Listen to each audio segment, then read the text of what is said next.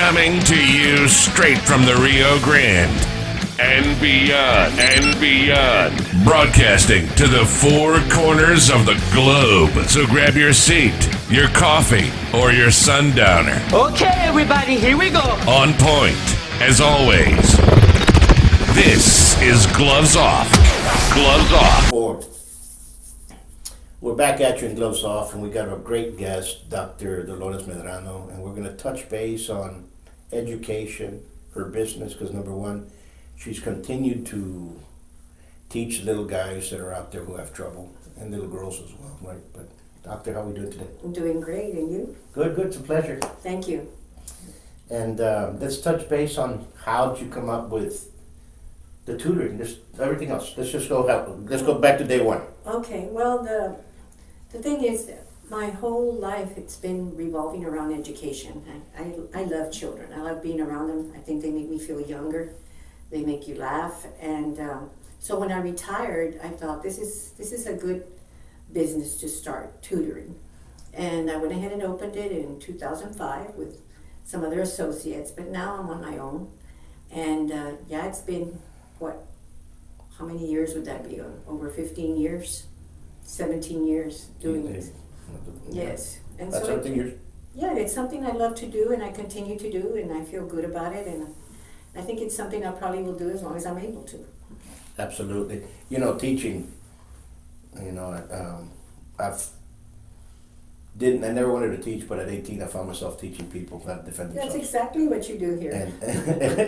And I've been doing it ever since. Right. And it's a joy. Once you see that spark and that smile, it's different. It's different. You have to love and enjoy children in order to do this work, and to be around them and to see them grow and develop. I have had children that have been with me since the 3rd grade, and now they've gotten their masters, they have a job, and they're still coming.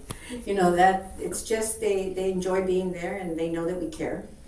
And I try to keep things reasonable for my parents because I know that times are really difficult. And I know there's many, many children that need help, especially now with the virtual learning that went on for a year and a half. I think it hurt children quite a bit. And I want to make it possible for those parents that need to bring their children to be able to. And so I try to keep things very reasonable for them. Where's your business located and what's the name? Well, right now it's located on Calle del Norte at the Fountain Center, but I'm going to be moving March 1 further down on Calle del Norte, right behind the U-Haul on, where that is on Calle del Norte, the U-Haul station. I think it's 620 Calle del Norte. It's past Springfield, going west. No, going east. No, it's up going east, but up to McPherson, right before McPherson. Right before McPherson, right. Mm-hmm. That's a good spot too, as well. It's a good spot, and I think it's centrally located. And but I'm moving because I just need to reduce my overhead. Sure. To keep my prices low. Everybody's been adapting since we got hit 2 years ago with the pandemic, if you want to say that. And everybody, there's a lot of small businesses that aren't coming back. They went under. And it's sad. It's sad. And it was very rough. But yet our rent doesn't go down. The utilities are going up. Everything is going up. The price of everything is going up. And so it's very hard. And I like to offer the children juices and cookies and prizes. Those are kind of essential there. And so all of those things run into money when you're running a business. Absolutely. And you know that. You've been around for a while. So there's a lot of businesses here, and there's a lot of icon businesses that just went under. Right. And it's sad, I think tutoring centers like yours are very beneficial for the community because not only that, it helps kids. It helps develop them further more than school, and we always need that education. A lot of people will think that tutoring is for when the kids are in trouble, but really it's not. I try to encourage parents, think about the future of your child. Think about the skills that they're going to need to be successful, writing, speaking. And a lot of what we do there is not just the basic skills, but we talk about setting goals. What do you want to be? What do you have to do to be that? What test are you going to have to pass? Because now it's tests for everything. Tests to go to college, tests to get out of college. And a lot of parents don't understand that. But people that understand education know that it's not just when your kid is in trouble. It's also for trying to enrich their learning environment. So I have kids that have been with me for a long time for that. Absolutely, and you need that, and you need the same thing we did tell them here. I go, don't bring your kid when he's already being bullied. Right. Why don't you bring him before? Because a lot of folks look at Savat or Capoeira or Campo and they say, oh, that's for fighting. It teaches a lot more. It teaches you respect, teaches you discipline, goal setting, as you say, number one. I've seen the kids that come in here in the last several years, and with my wife pushing it into different formats, she's the one that basically runs the kids programs. You've been seeing a lot more honor roll. You know, we had a bunch of kids that might have been C's, B's, maybe not so good, and all of a sudden now they're getting excellent grades and this and this because of that It push. is discipline. It is a mindset. Absolutely, and so everything has to be that way. So I urge parents, take advantage of it. If you can, take them to go learn a little bit more, because it is correct what you said. It is. And do you have classes here for women as well? As well, yes. She's starting a program for women. I have general classes for men and women. It's general, and the women programs, they'll spark up and blow up, and all of a sudden, 3-4 months later, they'll come up, and you're like, what happened? And know, So I think they just want to learn enough to defend a little bit. You know, and people need to understand that it's lifestyle. It's not something that you do for 3 months or I already learned. You can. Yeah. You actually have to continue doing it. Yes. It's a lot of stuff that comes with it. To be good at it. You know, you have to be calm, practicals. Imagine in a violent situation, if you're very agitated, you have to be calm. That's very hard to do. You need to think. You have to be as calm as you can be for you to react correctly. And that's what people don't know. And people try to be very agitated, you know, just like what happened at the horrific event that occurred on Saturday night at the TPL. Gosh, yes. You know? And it's just horrific. But let me ask you this question. What is besides the tutoring, what is your main goal to try to get a child that comes in? What happens when a parent first comes in and says, we need help? Well, they come in and they usually don't really exactly know what the child needs help, and so I tell them, let me start. I don't like, a lot of places they'll say, let me evaluate your child. It's going to cost you $300 for the evaluation and then whatever. To me, that's a ripoff. I mean, I can evaluate a child as I'm working with them, and within a lesson or two, and each lesson is about an hour long, within a lesson or two, I can tell the parent what's wrong and what we need to do. Especially my expertise is the language arts. So anything to do with reading from kindergarten all the way up to SAT, I would do that. Writing, beginning writing. I think that's where we have the biggest issue among our student population, because the schools really don't focus on writing that much. And so and writing is a thinking thing. You have to be able to think and organize your thoughts so that you can write them down in a logical way. As an ex-employer, it got to the point where I would have to give writing tests to employees to see if they were going to be able to write a memo, because it's just not being taught. But I think that's what is important. Now, here's the other question. What should schools, you just said that writing, what should schools be really emphasizing on for our children to go out in the workforce and also in the community? I think having worked in the school system as a top-level administrator in charge of instruction, you get to see so much of what's happening in Laredo. And our children really are not challenged enough in terms of the curriculum, simply because our teachers are having to deal with so much influx of children speaking another language that's constant and ongoing. So if I'm a teacher and I have 30 kids and all of a sudden I get 2 that speak no English, what am I going to do? You know, they're going to have to rethink how they're going to deal with it. And what suffers are the children that could move on faster. So what I see is real issues with our children not being challenged enough so that when they do try to pass the MCAT, or the test to medical school, or the LSAT to go to law school, they're unable to do it. because they simply don't have the language, the abilities that are needed to pass those tests. You know, I'm in agreement with what you just said. You know, I was born here. My father was studying, and we moved to San Luis Potosí, Mexico. Mm-hmm. We moved back. I did not know a word of English. Mm-hmm. Okay. We moved to Laredo. School here was, everybody spoke English, Spanish, whatever. You can understand it. Right. But then all of a sudden, that was first grade, all of a sudden second grade, I find myself in Baltimore, Maryland. Oh. So you needed to learn how to quickly. speak, like either you swam or you sang. That's exactly right. And we are babysitting our children for failure in the future. I don't know if it's done on purpose or what the logic is, but, and you see a lot of kids now that do come with parents, and the parents have immigrated over here. The parents speak no word of English. The kids speak no word of Spanish, but yet they're communicating somehow or form or another, whether it's Tex-Mex or what have you. But what I'm saying is, I think we have to stop this English as a second language kind of thing.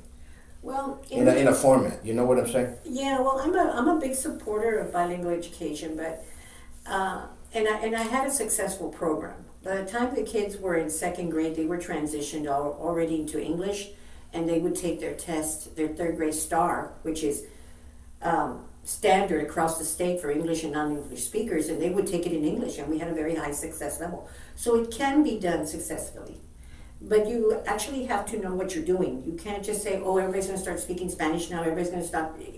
No, there has to be a system in place to make it successful. And what happens is a lot of people don't really understand how to make a successful program. And living in the border, all our border schools must have a successful program. See, no, then you get kids graduating. You know what they're doing now? They don't even have to earn a diploma, and you still graduate with a piece of blank paper. You know, so yes, you don't have to pass the test. You don't have to no longer earn a diploma. And What do you mean you don't no longer? well, before diploma? you got to before you walked the stage, remember when you get, Sure. you had to pass all kinds of tests and earn. Sure. Yeah, no. Now all you have to do is walk, and they'll give you a blank roll of paper, pretending like you graduated. And I'm getting a lot of kids. And what does that do to? Well, So what happens to them? Do they go back in the system, or what happens to that no, person? they what they do is all of a sudden they're out there getting a job, and they don't like it what they're making in that job, and they want to go to college, and they have to come back to someone like me to help them pass the test, the TSI. And so to me, I think we're doing a great injustice to our children by allowing them, by stopping them, forcing them to pass those tests. I mean, we have to understand that there has to be a certain level of accountability. The kids have to have some basic skills in order to graduate. I don't think there's anything wrong with requiring that. No, I mean we did it. I mean, We did it. We had to be there. And we didn't speak any English. I mean, I No, remember you- also you know- lost in first grade, not understanding anything. Listen, I speak 4 languages. Oh, really? My kids speak 3 languages. They speak Portuguese. So of course, the mom's Brazilian. She speaks Portuguese. I said, "Do you teach them Portuguese at the house? Yes. Make sure they learn it." I'm that way, Mm-hmm. and you have to. You know, the problem that you have is when it's babysat, and they get complacent. They just let them go, and I will get the problem you saying, because I never knew that they were just giving you They a stopped blank paper. For Okay. many of those kids are walking the stage and getting a rolled up blank paper, not a diploma, because they haven't met the standards. Is this both school districts or just one? I don't know if it's both school district. I'm pretty sure it probably is, because whatever one does, the other one does too. So I'm pretty sure it's both school districts. So That's sad. That what And you told me right parents- now is sadness. parents don't know that. They don't know that's happening. That is sad. I mean, and for a board to have that and call, it's ridiculous. Mm-hmm. It's ridiculous. I know. That's why we need people to run for school board and run for office that really care and are concerned about the children. You need, yes, I agree with you. You need folks that are business savvy. You need folks that are educators as well, to be involved in that, to get involved with the different boards. I mean, you got folks in there that are in there for whatever reason other than, you know, they always say, I'm in it for the kids. Really? Really? I mean, You it know, doesn't seem like it. If you say so, you know what I'm saying, I'll take your word for it. But actions speak louder than words, you know? Mm-hmm. But who am I to judge? You know, I'm not here to pass judgment on anybody else, you know? Then I look at things like this. I'm going to make sure that whatever I'm doing, and if we can influence those people, we can do it in such a positive manner Exactly. that we can bring that out and it can resonate in the community. I think that's a good That's goal. that's the only thing we can do. Mm-hmm. If we start, you know, but schools a different story because we're all involved with the schools. And we're at one point or another, we're involved in our schools. And if parents are not knowing that they're just getting a blank piece of paper, there's some issues there. Mm-hmm. I don't think they know. In some cases, they don't know. Until it's too late. Until you realize, oh, he didn't get a diploma, now what? What are we going to do? And the kids usually go to work. They go work at a McDonald's or they go work whatever, and they can't make it. You know, and I'm also like this, you know, there's some street savvy people that have never been to college and they're millionaires out there. Plenty of them. And we have plenty of those, and you know, they have that entrepreneurship, street savviness that has gotten them where they're at. And when you have that and you have an education, you go further up. Right. You But know? everybody, we have a lot of successful people that made it and doing some kind of trade. And I think too many people look down on their nose on that, but I think having a trade and a skill, you know, I think my plumber makes more money than I do, okay, and the electrician too. So why should we scoff at that kind of training? I think it's a good thing. No, we cannot. Vocational schools need to be a must. We have to continue with that. I remember in high school, there was auto body, there was Yeah. rental mechanics, there were, I don't know if they're shop, and I don't know if they have it now, they have They butchery don't- at Nixon. They don't do much of that anymore because it's very expensive to set them up.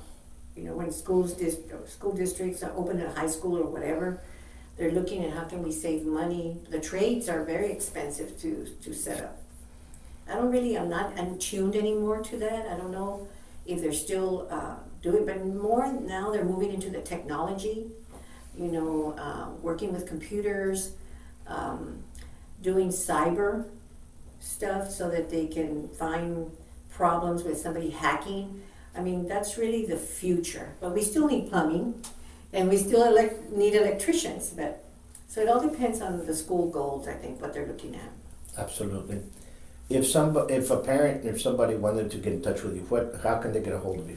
They can call 725-1111. That's our office number, and then it'll transfer to my cell and everything. And that's 956. 956-725-1111. Okay. And parents can just call anytime. Anytime. We're there. And the name of the South institute? Texas Tutoring Center. South Texas Tutoring Center. Yes. Got that, folks? Well, it's a pleasure, and it's a great conversation. It's something that would open up the minds to other conversations that we should come up with, because our education is number one. It's very important. That's the key. That's the future. That's And I number really appreciate you giving me an opportunity to speak to the community concerning this. I really appreciate it. It's our pleasure. That's what we're here for. Thank you so much. And folks, go out there and vote. Oh, yes. Right now it's early voting. It's easy. The little machine that's there, it's actually very user friendly. Just take your ID, your voter registration card, and you can get inside. Okay, until next time, you guys have much peace.